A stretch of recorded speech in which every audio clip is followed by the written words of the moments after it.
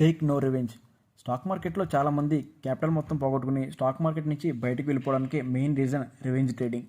మనం అరేంజ్ చేసుకున్న trade సెటప్లో loss వస్తే ఆ లాస్ని మనం యాక్సెప్ట్ చేయాలి, అంతేగాని ఆ లాస్ని ఎలా అయినా రికవరీ చేయాలని రివెంజ్ ట్రేడింగ్ చేయకూడదు.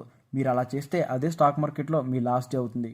Manage your risk. చిన్నప్పటి నుంచి మనం వింటున్న ఒక మాట, కీడించి మేలించడం. అంటే ఏదైనా పని చేసేటప్పుడు దానివల్ల కలిగే లాభం కంటే ముందు నష్టం ఎంత అని ఆలోచించాలి. అలానే స్టాక్ మార్కెట్లో కూడా మనం ట్రేడ్లోకి ఎంటర్ అయ్యే ముందే ఆ ట్రేడ్ ఫెయిల్ అయితే ఎంత లాస్ వస్తుందో ముందుగానే తెలియాలి. ఆ లాస్ని బేర్ చేయగలమా లేదా అని ఆలోచించుకోవాలి. ఆ లాస్కి ముందుగానే ఫిక్స్ అవ్వాలి. ఖచ్చితంగా 1:2 రేషియోని ఫాలో అవ్వాలి. అలా అయితేనే మనం స్టాక్ మార్కెట్లో సక్సెస్ అవ్వగలం. Plan your trade. మీ ట్రేడింగ్ ప్లాన్ ట్రేడింగ్ జరిగేటప్పుడు కాకుండా ముందుగానే ప్లాన్ చేసుకోవాలి. ట్రేడింగ్ చేసేటప్పుడు హ్యూమన్ ఎమోషన్స్ అన్నీ పక్కన పెట్టి ఒక రోబోలానే ట్రేడ్ చేయాలి. మీ ట్రేడింగ్ సెటప్ ప్రకారం పర్ఫెక్ట్ ఎంట్రీ పాయింట్ వచ్చే వరకు వెయిట్ చేసి ఎంటర్ అవ్వాలి. ఎంటర్ అయ్యే ముందే మీ స్టాప్ లాస్ అండ్ టార్గెట్ మీకు ముందే తెలియాలి. ఇది ఫాలో అవ్వకపోతే మీరు తీసుకున్న ఫస్ట్ ట్రేడ్లోనే మీ క్యాపిటల్ అంతా లాస్ అయిపోతారు. Be careful.